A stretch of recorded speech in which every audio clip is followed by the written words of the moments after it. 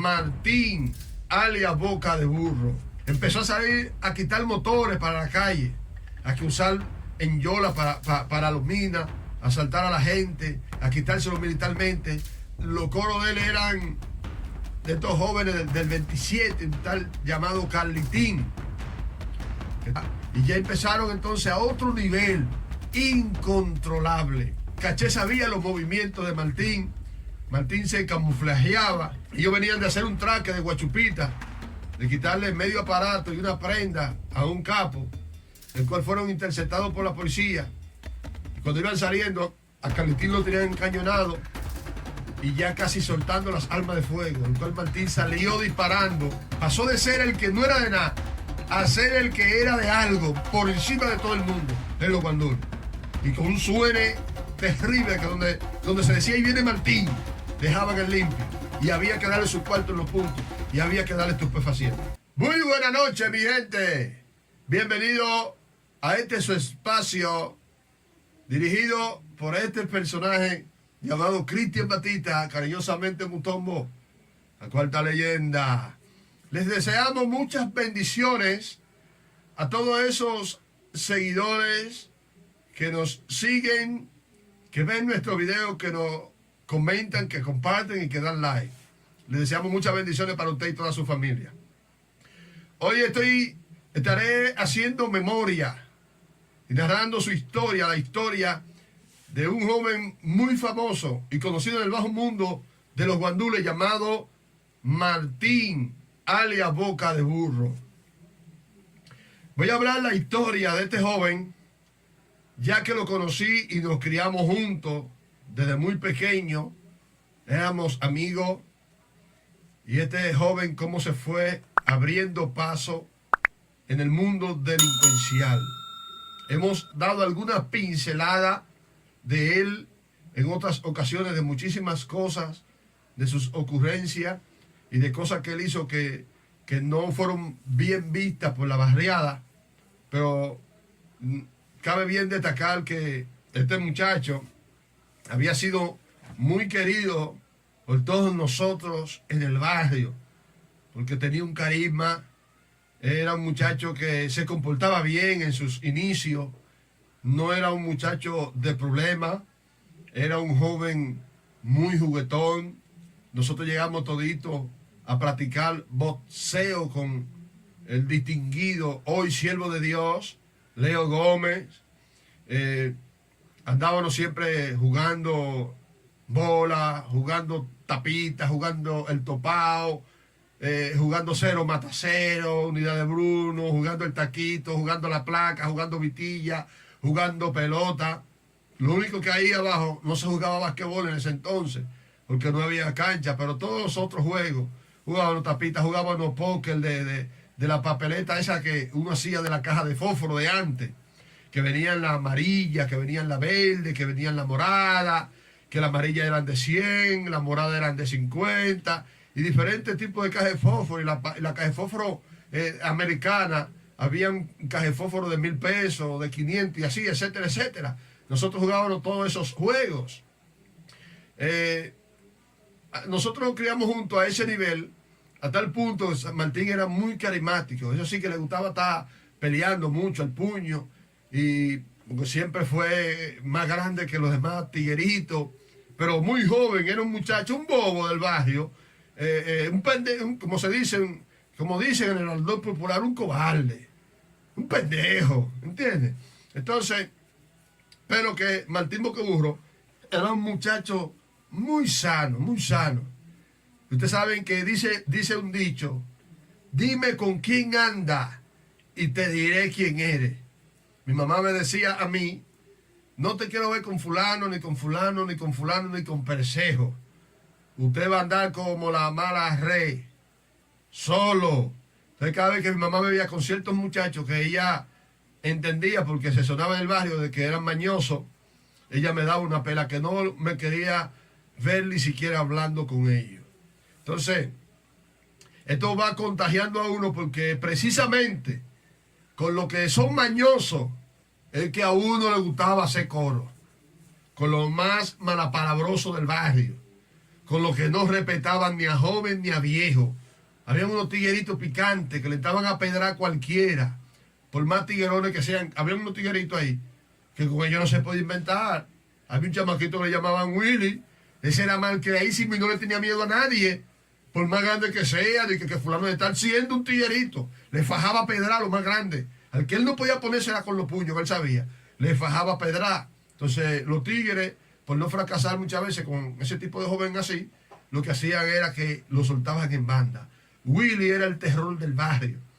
Y entonces, precisamente, con Willy, con Chaguito, con un sinnúmero de chamaquitos que eran los peligrosos del barrio, era que a uno le gustaba hacer coro. Entonces, Martín fue creciendo. Martín era más joven que yo, y fue creciendo en ese ambiente hasta que Martín empezó a hacer cosas que no eran de agrado ni para él, ni para la sociedad, ni para su familia.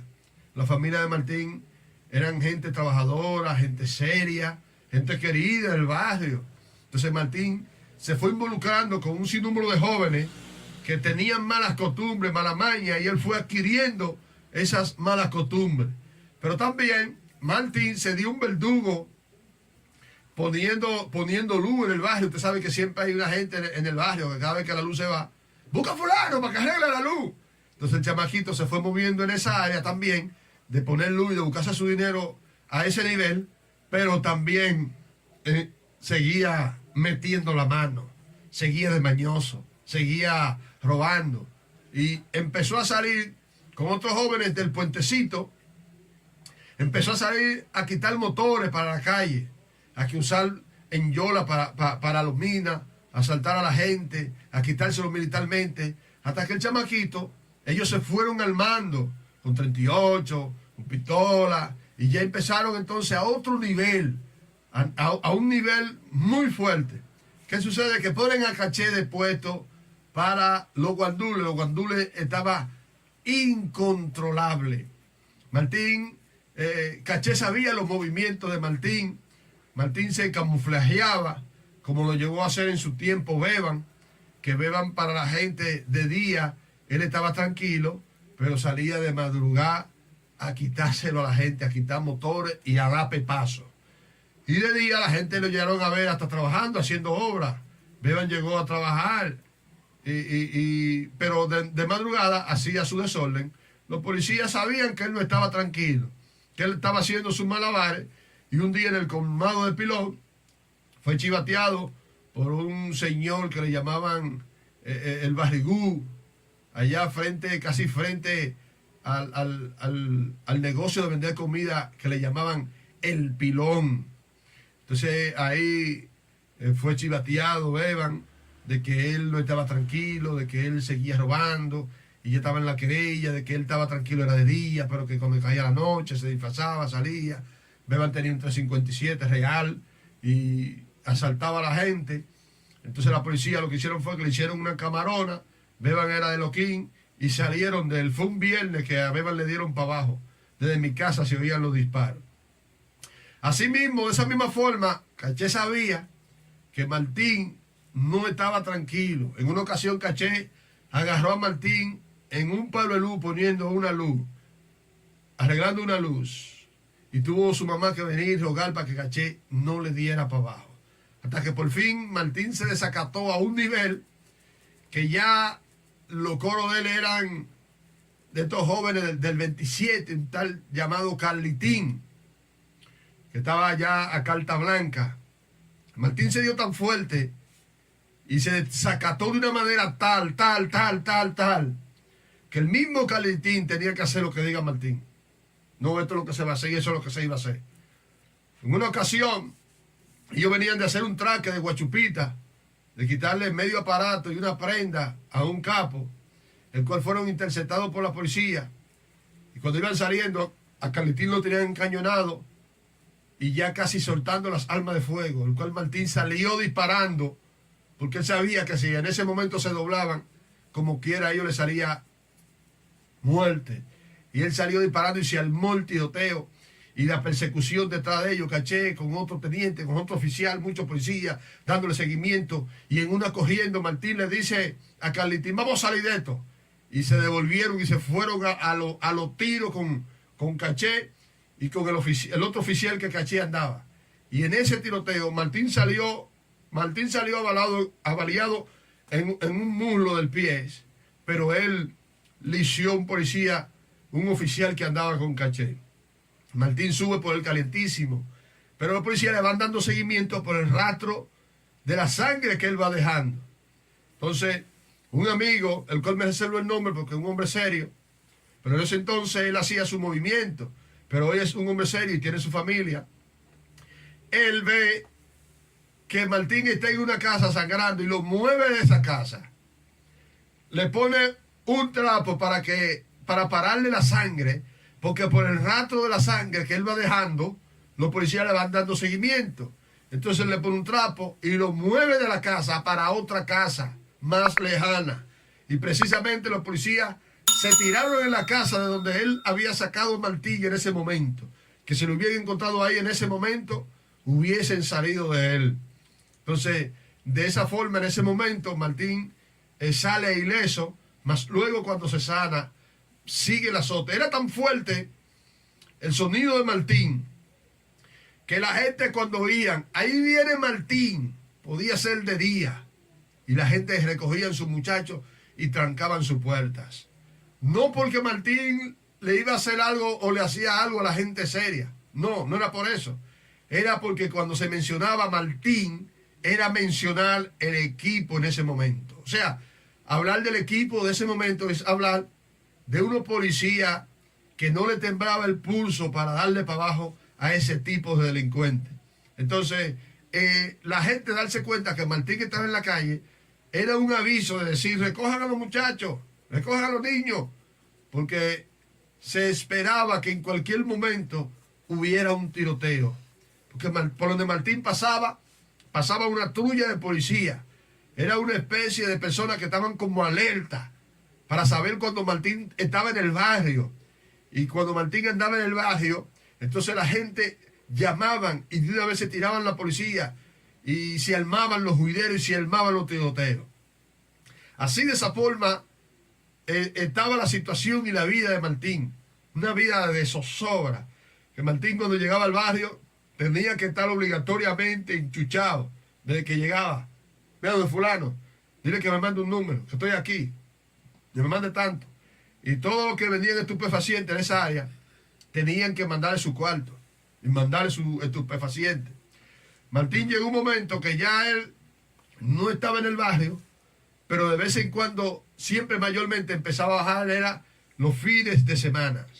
Ya él bajaba de sábado para domingo, o de viernes para sábado, y así iba cambiando, duraba 15 días, duraba un mes sin bajar, y luego bajaba y nada más se oía, anda Martín por ahí, recojan los muchachos. Ya a las 6 de la tarde, desde que se oía sábado que Martín andaba por ahí, ya todo el mundo estaba recogido. Y cuando llegaba a las 8 de la noche, el barrio parecía un cementerio, nadie en la calle. Solamente usted podía ver a Martín y a los cristianos en la calle. Porque el cristiano, el pentecostal, no importa de que ande Martín, que ande Carlitín, su culto no se lo detiene nadie, ni el diablo se lo detiene. Entonces, en ocasiones, yo me llegué a topar con Martín de noche y darle consejo de que buscara de Dios. Pero ya cuando una persona llega a ese nivel de desacate, ya él entiende que para él no hay solución y que para él no hay oportunidad. Como en una ocasión también me topé con Carlitín, como en eso de las 12 de la noche, yo estando en mi casa, orando con mi esposa es testigo, orando con mi esposa, él tocó mi ventana y ahí dialogamos durante un momento. Y ahí también tuve la oportunidad de decirle a Carlitín que el Señor le brindaba la oportunidad más grande de su vida, que solamente el Señor podía sacarlo de la situación que él se encontraba de ser uno de los más buscados del país a carta blanca. Él me dijo que cada vez que él veía un cristiano que venía de vigilia, él lo acompañaba hasta su casa y no permitía que nadie lo asaltara. Llegó a decirme personalmente, Carlitín, que cuando él veía cristianos que venían del culto o de vigilia, él lo llevaba hasta su casa. ¿Seguro, varón? ¿Ya está seguro? Sí. Entonces se iba. Y ahí dialogamos un rato, un momento. Y yo le hablé a Carlitín también del plan de salvación que tenía el Señor Jesús para con él. Martín era un muchacho que también, como he dicho en algunas ocasiones, que hay jóvenes que su familia los prepara. Cuando hablamos que su familia los prepara, es que los prepara para que la policía no le dé de baja, para que la policía le dé su carrera pero no lo alcance, que cuando le dispare no le llegue, y un sinnúmero de cosas, de oraciones, y se dice que Martín estaba preparado. En una ocasión había un policía diciendo que él era el que le iba a dar para abajo a Martín, y empezó a hablar un sinnúmero de cosas. Policía del barrio. Resulta que era sábado. Martín Bocaburro iba con una pistola y un 357 en la mano, y se encontró en el billar que era del difunto Otto, en la Respaldo 17, que ahí, cuando yo estaba en la calle, nosotros bebíamos todo el mundo ahí. En ese billar, al lado estaba el billar, estaba el colmado, y al lado había una carbonera. Martín salió por atrás y se topó frente a frente con ese policía que se había cansado de hablar, que donde quiera que él viera a Martín le iba a dar de baja. ¿Sabe qué hizo ese policía cuando le dio a Martín frente a frente? Dio media vuelta y miró para otro lugar, como que nunca había visto a Martín, cuando él vio a Martín que venía caminando para arriba de él con la pistola y con el 38. Y Martín le pasó por el lado. Martín era bellaco. No le hizo nada, pero Martín sabía que él estaba hablando esos disparates. Pero cuando él vio a Martín, y estoy hablando de un policía que era duro dándole para abajo a los tigres, pero él sabía, ellos sabían el suene que tenía Martín, y no solamente el suene, lo entregado que andaba Martín. Martín, de ser, como se dice, el cogegolpe del barrio, el que no era de nada, pasó de ser el que no era de nada a ser el que era de algo por encima de todo el mundo en los guandules, y con un suene terrible, que donde se decía ahí viene Martín, dejaban el limpio, y había que darle su cuarto en los puntos, y había que darle estupefaciente. Martín llegó un momento en que él se fue del barrio, porque la familia, sus hermanas, su mamá, todo, nosotros del barrio lo queríamos todo, porque él era un tipo jocoso, chelchoso, curón, alegre. Entonces yo mismo me sorprendí cuando yo vi que Martín es el que más bala da, que Martín es la vaina, que Martín es la para, que Martín es el terror.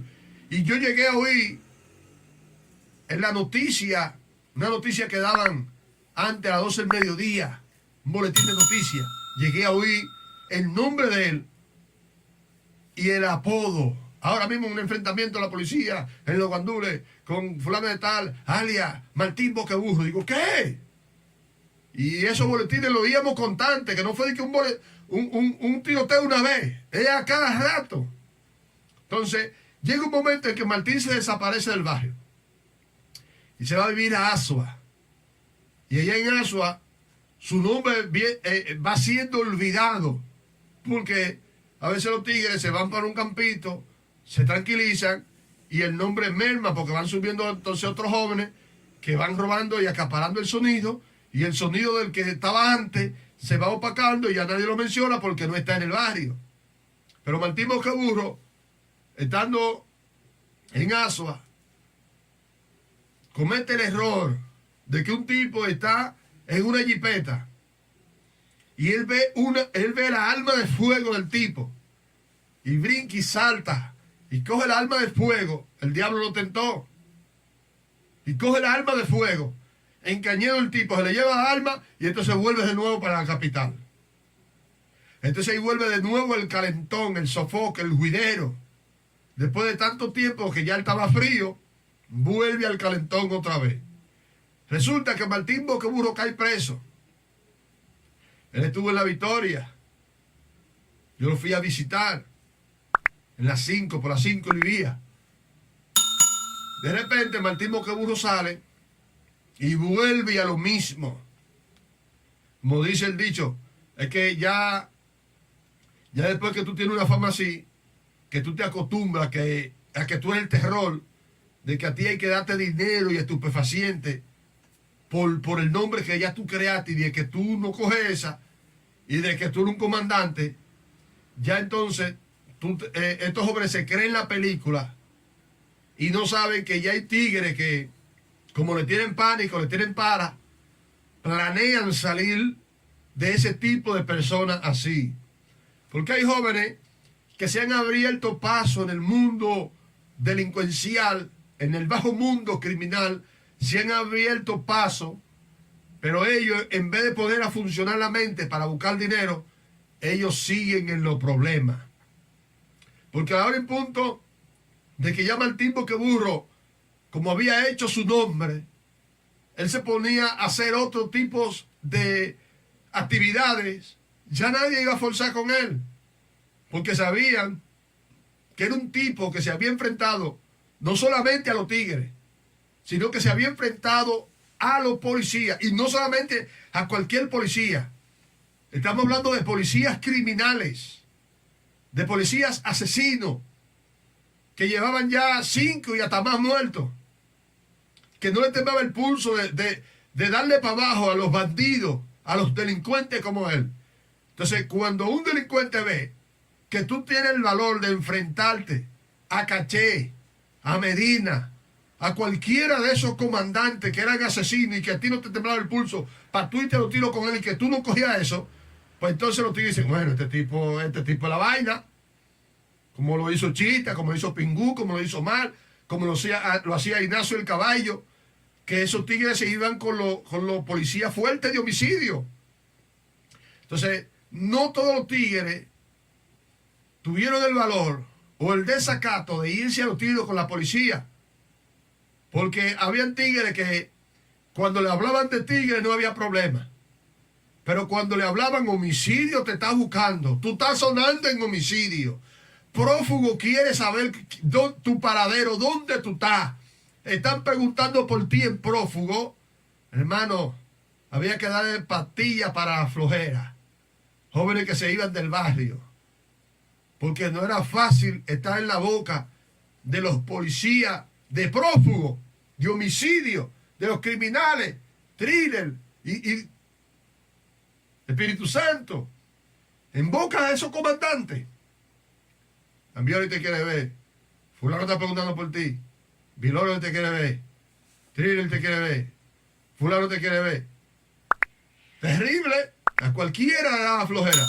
Pero sin embargo, ya esos tigres estaban en desacato, que fulano está preguntando por mí, yo estoy preparado para cuando nos veamos.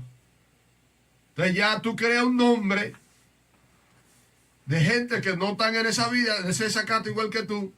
Mas sin embargo, estos jóvenes que ya hicieron ese nombre no aprovechan de que hicieron ese nombre y siguen haciendo el mal. Y siguen haciendo maldad y siguen extorsionando.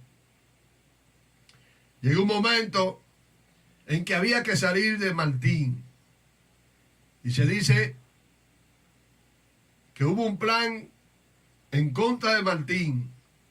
Alguien dice que Martín llegó hasta estar llenando carros allá en la Charle con Mella, llenando carros. Y ahí vino el plan de Martín Boca de Burro. Le dieron varios disparos. Alguien dijo que los disparos que a Martín le dieron se lo dieron en cruz para poder salir de él.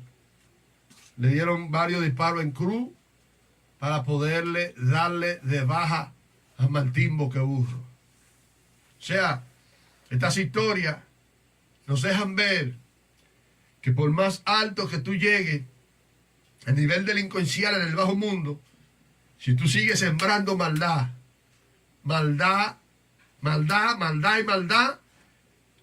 va a de cosechar. La Biblia dice que todo lo que el hombre sembrare, eso de cosechará. Y hay un dicho muy conocido que dice que la uyama no pare calabaza. y que de tanto mover la olla fácilmente se bota el caldo.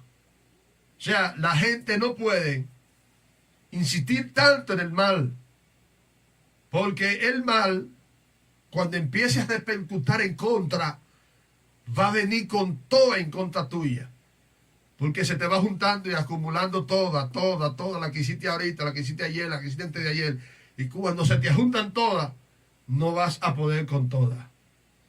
Así que mi gente, hasta aquí dejamos esta narración acerca de Martín Boqueburro. Por eso es que hay un dicho que dice, de gente que yo lo he ido diciendo, no, fulano era cobarde, fulano no es nada. Esa palabrita, sáquela de su diccionario, porque el que usted ve que no es de nada hoy, mañana es el que sabe. Así decía de Martín Boqueburro, usted no es de nada, usted no es para nada. Y después el comandante era ahí, los que decían que él no era de nada, se mudaron hasta del barrio. Así que mi gente y los jóvenes que ven estos videos, un consejito siempre sano, que no está de más. Nunca el consejo está de más. Lo mejor y lo más importante es el consejo. Dice un dicho que el que se lleva de consejo fallece de viejo. Así que Dios le bendiga. Hacia una próxima entrega se despide su hermano y amigo Cristian Batista, cariñosamente Mutombo. Me cuenta leyenda.